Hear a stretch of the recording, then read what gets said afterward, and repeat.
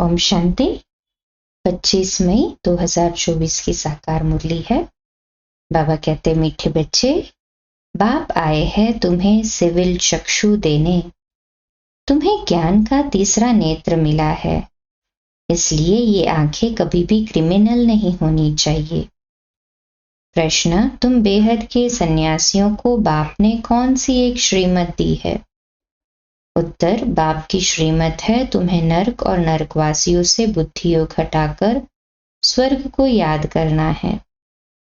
गृहस्थ व्यवहार में रहते नर्क को बुद्धि से त्याग दो। नर्क है पुरानी दुनिया।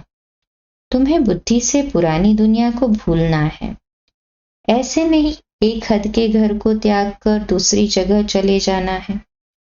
तुम्हारा बेहद का वैराग्य है। अभी तुम्हारी वानप्रस्थ अवस्था है। सब कुछ छोड़ घर जाना है।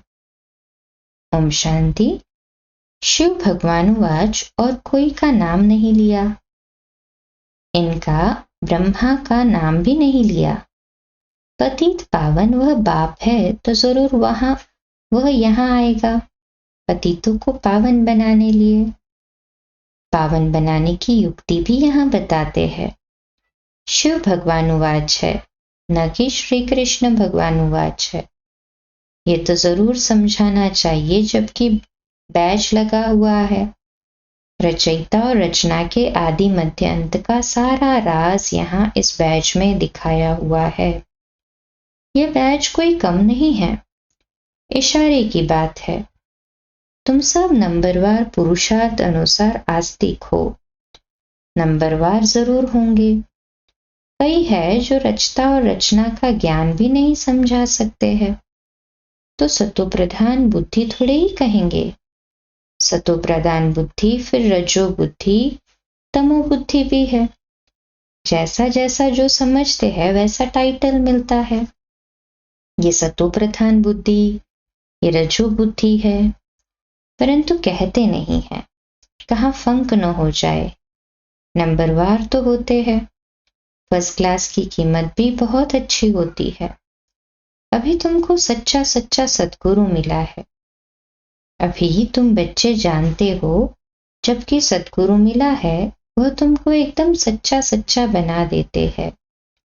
सच्चे है देवी देवताएं जो फिर वाम मार्ग में झूठे बन जाते हैं। सतयुग में सिर्फ तुम देवी देवताएं रहते हो और कोई होते ही नहीं। कोई तो ऐसे है जो कहते हैं कि ऐसे कैसे हो सकता है, ज्ञान नहीं है ना। अभी तुम बच्चे जानते हो कि हम नास्तिक से आस्तिक बने हैं। रचयिता और रचना के आदि मध्य अंत के ज्ञान को अभी तुमने एक्यूरेट माना है। नाम रूप से न्यारी चीज फिर देखने में नहीं आती है। आकाश पोलार है तो फील किया जाता है ना कि आकाश है। ये भी ज्ञान है। सारा मदार बुद्धि पर है। रचता और रचना की नॉलेज एक बाप देते हैं। ये भी लिखना है, यहाँ रचता और रचना के आदि मध्य अंत का ज्ञान मिल सकता है। ऐसे बहुत स्लोगन हैं। दिन प्रतिदिन नई नई पॉइंट्स, नए नए स्लोगन निकलते रहते हैं। आस्तिक बनने के लिए रचयिता और रचना का ज्ञान जरूर चाहिए, फिर नास्तिक बनना छूट जाता है। तुम आस्तिक बन विश्व के मालिक बन जाते हो। यहाँ तुम आस्तिक हो, परंतु नंबरवार पुरुषार्थ अनुसार। जानना तो मनुष्य को है, जानवर तो नहीं जानेंगे। मनुष्य ही बहुत ऊंच है, मनुष्य ही बहुत नीच है। इस समय कोई भी मनुष्य मात्र रचता और रचना की नॉलेज को नहीं जानते हैं। बुद्धि पर एकदम गॉडरेज का ताला लगा हुआ है। तुम नंबरवार पुरुषार्थ अनुसार जानते हो कि हम बाप के पास विश्व का मालिक बनने के लिए आए हैं। तुम 100% प्योरिटी में रहते हो। प्योरिटी भी है, पीस भी है, प्रॉस्पेरिटी भी है। आशीर्वाद देते हैं ना। परंतु ये अक्षर भक्ति मार्ग के है। ये लक्ष्मी नारायण तो तुम पढ़ाई से बनते हो। पढ़कर फिर सबको पढ़ाना भी है। स्कूल में कुमार कुमारियां जाते हैं पढ़ने के लिए। इकट्ठे होने से फिर बहुत खराब भी हो पड़ते हैं, क्योंकि क्रिमिनल आए हैं ना। क्रिमिनल आय होने कारण पर्दा लगाते हैं। वहां तो क्रिमिनल आय होती ही नहीं, तो घूंघट करने की भी दरकार नहीं। इन लक्ष्मी नारायण को कभी पर्दा लगाते देखा है? वहां तो कभी ऐसे गंदे ख्यालात भी न आए। यहाँ तो है ही रावण राज्य। यह आंखें बड़ी शैतान है। बाप आकर ज्ञान के चक्षु देते हैं। आत्मा ही सब कुछ सुनती बोलती है, सब कुछ करती आत्मा है। तुम्हारी आत्मा अभी सुधर रही है। आत्मा ही बिगड़कर पाप आत्मा बन गई थी। पाप आत्मा उनको कहा जाता है जिसकी क्रिमिनल दृष्टि होती है। वह क्रिमिनल आए तो सिवाय बाप के और कोई सुधार न सके। ज्ञान के सिविल चक्षु एक बाप ही देते हैं। ये ज्ञान भी तुम जानते हो। शास्त्रों में ये ज्ञान थोड़े ही है। बाप कहते हैं ये वेद शास्त्र उपनिषद आदि सब भक्ति मार्ग के है। जब तप तीर्थ आदि कुछ भी करने से मुझे कोई मिलते नहीं। ये भक्ति है जो आधा कल्प चलती है। अब तुम बच्चों को ये संदेश सबको देना है। आओ तो हम तुमको रचयिता और रचना के आदि मध्य अंत का ज्ञान सुनाए। परमपिता परमात्मा की बायोग्राफी बताए। मनुष्य मात्र तो बिल्कुल जानते ही नहीं। मुख्य अक्षर है ये। आओ बहनों और भाइयों, आकर रचयिता और रचना के आदि मध्य अंत का ज्ञान सुनो, पढ़ाई पढ़ो, जिससे तुम ये बनेंगे। ये ज्ञान पाने से और सृष्टि चक्र को समझने से तुम ऐसे चक्रवर्ती सतयुग के महाराजा और महारानी बन सकते हो। ये लक्ष्मी नारायण भी इस पढ़ाई से बने हैं। तुम भी पढ़ाई से बन रहे हो। इस पुरुषोत्तम संगम युग का बड़ा प्रभाव है। बाप आते भी भारत में हैं। दूसरे कोई खंड में क्यों आएंगे? बाप है अविनाशी सर्जन, तो जरूर आएंगे भी वहां ही जो भूमि सदैव कायम रहती है। जिस धरती पर भगवान का पांव लगा वह धरनी कभी विनाश नहीं हो सकती। ये भारत तो रहता है ना देवताओं के लिए, सिर्फ ये चेंज होता है। बाकी भारत तो है सचखंड। झूठखंड भी भारत ही बनता है। भारत का ही ऑलराउंड पार्ट है। और कोई खंड का ऐसे नहीं कहेंगे। सच्चा अथवा ट्रुथ भगवान ही आकर सचखंड बनाते हैं, फिर झूठखंड रावण बनाते हैं। फिर सच की रत्ती भी नहीं रहती है। इसलिए गुरु भी सच्चे नहीं मिलते हैं।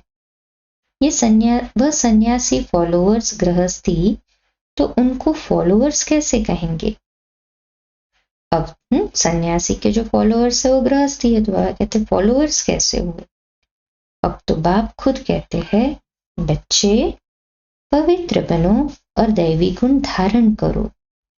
तुमको अभी देवता बनना है। सन्यासी कोई संपूर्ण निर्विकारी थोड़े ही है। घड़ी घड़ी विकारियों के पास जन्म लेते हैं। कई बाल ब्रह्मचारी भी होते हैं। ऐसे तो बहुत है। विलायत में भी बहुत है। फिर जब बूढ़े होते हैं तब शादी करते हैं संभाल के लिए। फिर उनके लिए धन छोड़कर भी जाते हैं। बाकी धन धर्माऊ कर जाते हैं। यहाँ तो उन्हों का बच्चों में बहुत ममत्व रहता है। 60 वर्ष के बाद बच्चों के हवाले करते हैं। फिर जांच रखते हैं, देखे हमारे पिछाड़ी ठीक चलाते हैं या नहीं। परंतु आजकल के बच्चे तो कहते हैं बाप वानप्रस्थ में गया तो अच्छा हुआ, चाबी तो मिल गई। जीते जी सारा खाना ही खराब कर देते हैं। फिर बाप को भी कहने लगते हैं कि यहाँ से निकल जाओ। तो बाप समझाते हैं प्रदर्शनी में तुम ये लिख दो कि बहनों भाइयों, आकर के रचता और रचना के आदि मध्य अंत का ज्ञान सुनो। इस सृष्टि चक्र के ज्ञान को जानने से तुम चक्रवर्ती देवी देवता, विश्व के महाराजा महारानी बन जाएंगे। ये बाबा बच्चों को डायरेक्शन देते हैं। अब बाप कहते हैं ये है बहुत जन्मों के अंत का जन्म। मैं इनमें ही प्रवेश करता हूँ। ब्रह्मा के सामने है विष्णु। विष्णु को 4 भुजाएं क्यों देते हैं? 2 है मेल की, 2 है फीमेल की। यहाँ 4 भुजा वाला कोई मनुष्य थोड़े ही होता है। यह समझाने के लिए है। विष्णु अर्थात लक्ष्मी नारायण ब्रह्मा को ही दिखाते हैं। 2 भुजा ब्रह्मा की, 2 भुजा सरस्वती की। दोनों बेहद के सन्यासी हो गए। ऐसे नहीं सन्यास कर फिर दूसरी कोई जगह चले जाना है, नहीं। बाप कहते हैं गृहस्थ व्यवहार में रहते नरक को बुद्धि से त्याग करो। नरक को भूल स्वर्ग को बुद्धि से याद करना है। नरक और नरकवासियों से बुद्धि योग हटाए स्वर्गवासी देवताओं से बुद्धि योग लगाना है। जो पढ़ते हैं उनकी बुद्धि में तो रहता है ना कि हम पास करेंगे फिर यह बनेंगे। आगे गुरु करते थे जब वानप्रस्थ अवस्था होती थी। बाप कहते हैं मैं भी इनकी वानप्रस्थ अवस्था में ही प्रवेश करता हूँ, जो बहुत जन्मों के अंत के जन्म में है। भगवान वाच मैं बहुत जन्मों के अंत वाले जन्म में ही प्रवेश करता हूँ। जिसने शुरू से लेकर अंत तक पाठ बजाया है उसमें ही प्रवेश करता हूँ, क्योंकि उनको ही पहले नंबर में आना जाना है। अर्थात ब्रह्मा बाबा को ही पहले नंबर में जाना है। ब्रह्मा सो विष्णु, विष्णु सो ब्रह्मा, दोनों को 4 भुजाएं देते हैं। हिसाब भी है ब्रह्मा सरस्वती सो लक्ष्मी नारायण, फिर लक्ष्मी नारायण सो ब्रह्मा सरस्वती बनते हैं। तो तुम बच्चे झट यह हिसाब बताते हो। विष्णु अर्थात लक्ष्मी नारायण 84 जन्म लेते लेते फिर आकर साधारण ये ब्रह्मा सरस्वती बनते हैं। इनका नाम भी बाद में बाबा ने ब्रह्मा रखा है। नहीं तो ब्रह्मा का बाप कौन? जरूर कहेंगे शिव बाबा। कैसे रचा, अडॉप्ट किया? बाप कहते हैं मैं इनमें प्रवेश करता हूं तो लिखना चाहिए शिव भगवान वाच। मैं ब्रह्मा में प्रवेश करता हूं जो अपने जन्मों को नहीं जानते हैं। बहुत जन्मों के अंत के भी अंत में मैं प्रवेश करता हूं। वह भी जब वानप्रस्थ अवस्था होती है तब आता हूं, और जब दुनिया पुरानी होती है तब मैं आता हूं। कितना सहज बताते हैं। आगे 60 वर्ष में गुरु करते थे, अभी तो जन्म से ही गुरु करा देते हैं। ये सीखे हैं इन क्रिश्चियन से। अरे छोटेपन में गुरु कराने की क्या दरकार? समझते हैं छोटेपन में मरेंगे तो सदगति को पालेंगे। बाप समझाते हैं यहाँ तो कोई की सदगति हो न सके। अभी बाप तुमको कितना सहज समझाते और ऊंच बनाते हैं। भक्ति मार्ग में तो तुम सीढ़ी ही उतरते आए हो। रावण राज्य है ना, विशेष दुनिया शुरू होती है।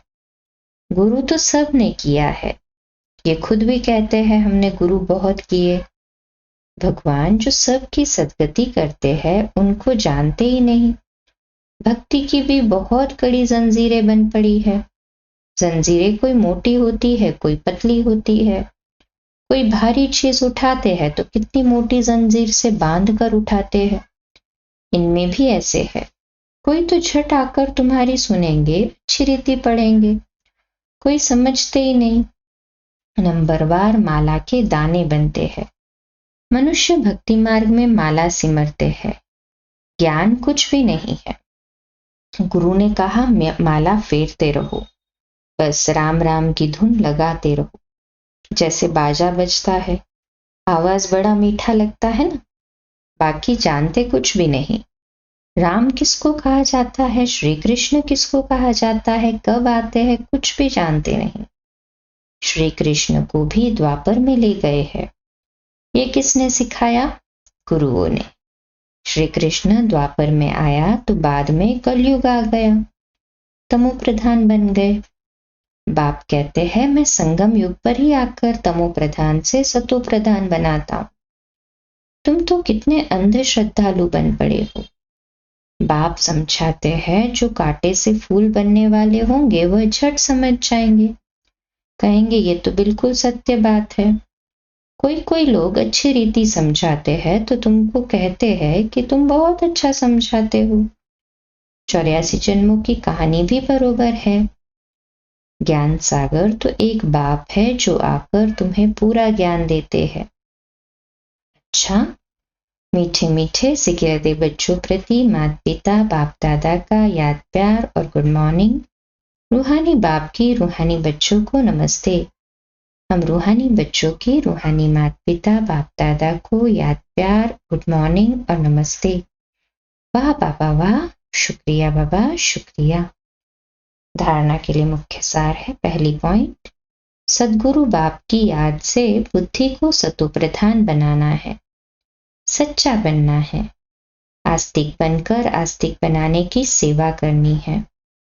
दूसरा, सभी वानप्रस्थ अवस्था, अभी वानप्रस्थ अवस्था है, इसलिए बेहद का सन्यासी बनकर सबसे बुद्धियों घटा देना है, पतित से पावन बनना है और दैवी गुण धारण करने हैं। वरदान है, देह और देह की दुनिया की स्मृति से ऊंचा रहने वाले सर्व बंधनों से मुक्त फरिश्ता भव। आज का सम्मान, मैं बंधन मुक्त फरिश्ता हूँ, मैं बंधन मुक्त फरिश्ता हूँ। विश्लेषण, जिसको कोई भी देह और देहधारियों से रिश्ता अर्थात मन का लगाव नहीं है, वही फरिश्ता है। फरिश्तों के पांव सदा ही धरनी से ऊंचे रहते हैं। धरनी से ऊंचा अर्थात देह भान की स्मृति से ऊंचा। जो देह और देह की दुनिया की स्मृति से ऊंचा रहते हैं, वही सर्व बंधनों से मुक्त फरिश्ता बनते हैं। ऐसे फरिश्ते ही डबल लाइट स्थिति का अनुभव करते हैं। स्लोगन, वाणी के साथ चलन और चेहरे से बाप समान गुण दिखाई दे, तब प्रत्यक्षता होगी। आज का अव्यक्त इशारा है, हर संकल्प हर बोल में विशेषता हो, सदा सरल स्वभाव, सरल बोल, सरलता संपन्न कर्म हो, ऐसे सरल स्वरूप रहो। सदा एक की मत पर, एक से सर्व संबंध, एक से सर्व प्राप्ति, ऐसे एक द्वारा सदा एक रस रहने के सहज अभ्यासी रहो। सदा खुश रहो, खुशी का खजाना बांटो, खुशी की लहर सर्व में फैलाओ, यही सच्ची सेवा है। अच्छा, ओम शांति।